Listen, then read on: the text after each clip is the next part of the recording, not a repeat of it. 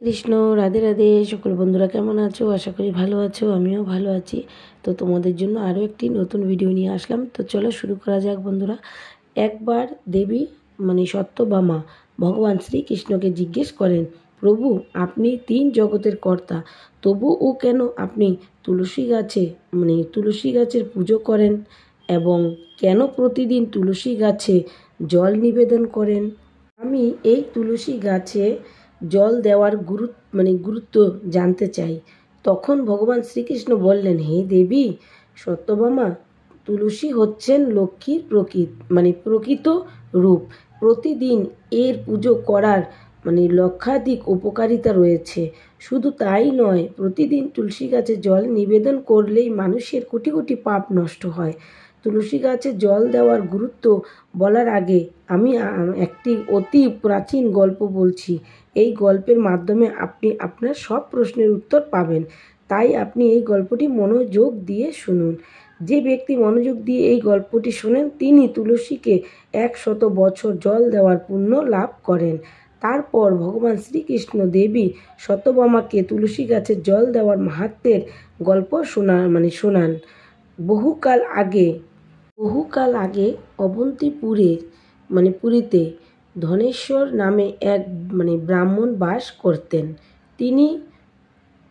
তিনি জন্মগতভাবে ব্রাহ্মণ ছিলেন, কিন্তু তার কর্ম ছিল দুর্নীতি, প্রতারক ও অধর্মী। তিনি চামড়া ইত্যাদি বিক্রি করে অর্থ উপার্জন করতেন এবং শুধু মিথ্যা কথা বলতেন। সে সব সময় খারাপ কাজে লিপ্ত থাকত, এবং চুরি, পতিতাবৃত্তি ও জুয়ায় আক্রান্ত থাকত। তিনি জীবনে কোনো পূর্ণ কাজ করেনি, ধর্মগ্রন্থ অধ্যয়ন করেনি, পূজাও করেনি। তিনি সর্বদা অন্যের অর্থের প্রতি তার মনকে নিবদ্ধ রাখতেন। দিনের বেলায় টাকা রোজগার করতেন এবং রাতের পতিতাদের সাথে কাটাতেন। এইভাবেই সে চরম পাপী ধনেশ্বর তার জীবন অতিবাহিত করতেন। তিনি কখনো তার মুখে ভগবান বিষ্ণুর নাম নেননি বা তিনি কোনো দেবতা বা দেবী পূজাও করেননি। এইভাবে বহু বছর পাপ করে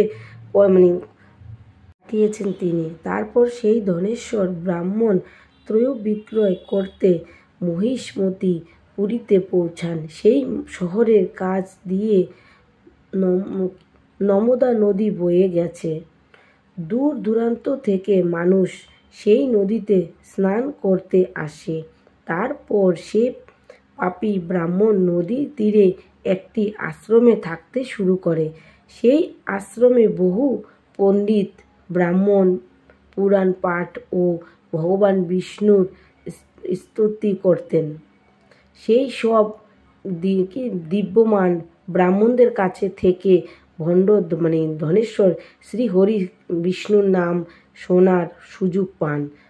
অতঃপর সেখানে আগত লোকেরা গরুর পূজা করে ব্রাহ্মণদের খাওয়াতেন। সেই পাপী ব্রাহ্মণ ও তাদের সাথে বসে ভগবানের প্রসাদ গ্রহণ করতেন। আশ্রমের একটি তুলসী গাছ ছিল। সেই ব্রাহ্মণ জেনে বা না জেনে সেই তুলসী গাছে জল ঢালতেন, কিন্তু সে কি করছে তার মনে কোনো ধারণাই ছিল না। তিনি প্রতিদিন সকালে ঘুম থেকে উঠে একটি পাত্রে জল নিয়ে তুলসী গাছে ঢেলে দিতেন। তারপর একদিন তিনি আশ্রমে ঘুমাচ্ছিলেন, তখন একটি সাপ ওই স্থানে এসে তাকে ঘুমের মধ্যে কামড়ে দিল এবং সেই পাপী ব্রাহ্মণ ঘুমের মধ্যেই মারা গেল। সকালে অন্য ব্রাহ্মণরা তাকে অজ্ঞান অবস্থায় দেখে তার মুখে তুলসী পাতা ও তুলসীর জল দিল। তখন সকল ব্রাহ্মণ জানতে পারলেন যে তিনি মারা গেছেন। সেই পাপী ব্রাহ্মণের মৃত্যুর পর যমদূতগণ সেই স্থানে আবির্ভূত হন এবং তাকে ধরে যমদূতে নিয়ে যেতে থাকেন। পথে যেতে যেতে ব্রাহ্মণ বিলাপ করতে লাগলেন এবং যমদূতদের জিজ্ঞেস করলেন, হে যমদূত, আমাকে তো কোথায় নিয়ে যাচ্ছেন? তখন বলছে, আমার মৃত্যুর কারণ কি? তখন যমদূত বলতে লাগলেন, হে দুষ্টু ব্রাহ্মণ, তুমি জন্ম থেকেই মৃত্যু পর্যন্ত বহু পাপ করেছ। তোমার তোমার পাপের কারণেই তোমাকে কাল সাপে কামড়েছে। এখন আমরা তোমাকে যম লোকে নিয়ে যাচ্ছি, যেখানে যমরাজ তোমার পাপ কর্মের হিসাব দেখবে এবং তোমাকে অবশ্যই নরকে প্রবেশ করবে। তখন সেই ব্রাহ্মণ উচ্চস্বরে বিলাপ করতে লাগলেন এবং সেই যমদূতের কাছে ক্ষমা ভিক্ষা করতে লাগলেন, কিন্তু যমদূতের তার প্রতি বিন্দুমাত্র করুণা হলো না। তারা তাকে প্রহার করতে করতে যমলোকে নিয়ে যায়। যমদূতরা সেই ব্রাহ্মণকে নিয়ে যমরাজের সামনে পৌঁছালে চিত্রগুপ্ত যমরাজের কাছে বসে সেই ব্রাহ্মণের জন্ম থেকে মৃত্যু পর্যন্ত কৃতকর্মের হিসাব প্রস্তুত করেন। হিসাব দেখার পর চিত্রগুপ্ত বলতে লাগলেন, হে যমরাজ, এই ব্রাহ্মণ বৈষ্ণব থেকে মৃত্যু পর্যন্ত শৈশব থেকে মৃত্যু পর্যন্ত শুধু পাপ করেছে, তিনি কোনো পুণ্যের কাজ করেনি। তাই এই পাপী ব্রাহ্মণকে নরকে নিক্ষেপ করা হোক। তখন যমরাজ বলেন, হে দূত, এই দুষ্ট ব্রাহ্মণ সারা জীবন পাপ করে এসেছে, একে কুম্ভীপাক নরকে রেখে এসো। যমরাজের আদেশে যমের সেই দূতেরা হাসতে হাসতে পাপী ব্রাহ্মণকে পাক নরকে নিয়ে যায়। সেই ভয়ঙ্কর নরকে ফুটন্ত তেলের বিশাল পাত্র ছিল, যার নিচে ভয়ঙ্কর আগুন জ্বলছিল। যমরাজদূতরা ব্রাহ্মণকে সেই ফুটন্ত তেলের পাত্রে ফেলে দিল। কিন্তু ব্রাহ্মণকে ফুটন্ত তেলের পাত্রে ফেলে দেওয়ার সাথে সাথে ফুটন্ত তেল সম্পূর্ণ ঠান্ডা হয়ে গেল। যমদূতরা এই অদ্ভুত ঘটনা দেখে খুব অবাক হলো, কারণ এই রকম আগে কখনো ঘটেনি। সেই ফুটন্ত তেলের পাত্রে পাপীদের ফেলে দিলে তারা সেই ফুটন্ত তেলে পড়ে ছটফট করত, কিন্তু এই ব্রাহ্মণকে ফেলে দেওয়ার সঙ্গে সঙ্গে ফুটন্ত তেল হঠাৎ শান্ত ও শীতল হয়ে গেল। এই বিস্ময়কর ঘটনা দেখে যমদূতরা দ্রুত গতিতে ছুটে গেল যমরাজের কাছে। পৌঁছে গেল, যমরাজ জিজ্ঞেস করলেন, হে দ্রুত, কি ব্যাপার, এত দ্রুত ছুটে আসছেন কেন? তখন দ্রুত বললেন, হে যমরাজ, সেই ব্রাহ্মণ যাকে আপনি কুম্ভীপাক নরকে ফেলতে বলেছিলেন, আমরা তাকে কুম্ভী নরকে ফেলার সাথে সাথে নরকের আগুন নিভে গেল এবং ফুটন্ত তেল ঠান্ডা হয়ে গেল। তখন যমরাজ বললেন, এটা তো খুবই অদ্ভুত ঘটনা, এমনটা আগে কখনো হয়নি। যমরাজ তখন এইরকম ভাবছিলেন। তখন দেবশ্রী নারদ সেই স্থানে উপস্থিত হলেন। দেবশ্রী নারদকে দেখে যমরাজ অত্যন্ত খুশি হন এবং তাকে নমস্কার করে স্বাগতম জানালেন। তখন মহারাজ নারদকে বললেন, হে দেবশ্রী, আপনি ঠিক সময় এসেছেন। আজ আমরা একজন অত্যন্ত পাপী ব্রাহ্মণকে কুম্ভীপাক নরকে ফেলেছিলাম, কিন্তু সে পড়ার সাথে সাথে নরকের আগুন নিভে গেল এবং ফুটন্ত তেল ঠান্ডা হয়ে গেল। তখন দেবশ্রী নারদ মহারাজকে বলতে থাকেন, হে ধর্মরাজ, আপনি যে ব্রাহ্মণকে কুম্ভীপাক নরকে ফেলেছেন, সে নরক ঢোকার যোগ্য নয়, কারণ এই ব্রাহ্মণ অজ্ঞানতাসারে এমন কাজ করেছেন যাতে তার সব পাপ নষ্ট হয়ে গেছে। যে ব্যক্তি পূর্ণবান মানুষের সাথে বসবাস করে সে অবশ্যই তাদের ভালো কাজের অংশ পায়। এই ব্রাহ্মণ 1 মাস ভগবান বিষ্ণু ভক্তের কাছে থেকেছেন। এই ব্রাহ্মণ আশ্রমে থাকতে প্রতিদিন তুলসীকে জল নিবেদন করেছেন।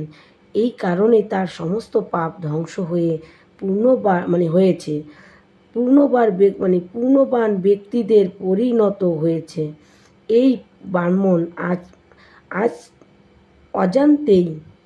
অজান্তেই এত পুণ্য অর্জন করেছে যা মানুষ বহু জন্মেও পায় না। সেই জন্য আপনি তাকে নরকে শাস্তি দিতে পারেন না। আপনি শুধু এই ব্রাহ্মণকে পাপের শাস্তি দিন, তাকে নরক দেখান।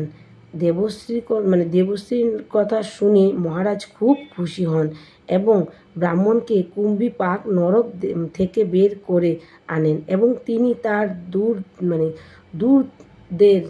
দ্রুতদের বলেন, এই ব্রাহ্মণকে নিয়ে যান এবং তাকে সমস্ত নরক দেখান। যমদূতরা সেই ব্রাহ্মণকে নিয়ে যায় এবং তাকে সমস্ত নরক দেখাতে শুরু করে। এরপর ভগবান শ্রীকৃষ্ণ বললেন, হে দেবী সত্যভামা, এইভাবে যমদূতরা সেই ব্রাহ্মণকে সমগ্র নরক দেখায় এবং তাকে যক্ষ জগতে নিয়ে যায়। আর সেই ব্রাহ্মণ যক্ষ হয়ে যায়। হে দেবী সত্যভামা, যে ব্যক্তি প্রতিদিন তুলসী পূজা করে এবং তুলসীকে জল দেয়, সে আমার কাছে সবচেয়ে প্রিয়। সেই মানুষটি কখনো কোনো দুর্ভাগ্যের সম্মুখীন হয় না, সে কখনো নরকে পড়ে না। যে বাড়িতে তুলসী গাছ সব সময় সবুজ থাকে, সেই বাড়িতে সুখ, শান্তি ও সমৃদ্ধি থাকে। ভগবান বিষ্ণুর আরাধনায় এবং তাকে নিবেদিত ভোগে তুলসী পাতা অবশ্যই থাকতে হবে, কারণ ভগবান বিষ্ণু তুলসী পাতা ছাড়া কোনো প্রকার নৈবেদ্য গ্রহণ করেন না। তাই প্রতিটি বাড়িতে তুলসী গাছ থাকতে হবে। তুলসী গাছের কাছে গালিগালাজ করা উচিত নয় এবং ভুল করে তুলসী গাছে জুতা, চপ্পল বা ঝাড়ু রাখা উচিত নয়। এটি একটি পাপ হিসাবে বিবেচিত হয়। তুলসী গাছ আছে এমন জায়গায় কাছে থুতু ফেললেও ক্ষতি হয়। তুলসী গাছের কাছে প্রদীপ জ্বালানোর পর প্রদীপ নিভে গেলে সেখানে সেই প্রদীপ রাখা উচিত নয়, কারণ তুলসীর নিচে নিভে যাওয়া প্রদীপ রাখা অশুভ বলে মনে করা হয়। যেখানেই তুলসী গাছ আছে সেই জায়গায় সব সময় পরিষ্কার রাখতে হবে।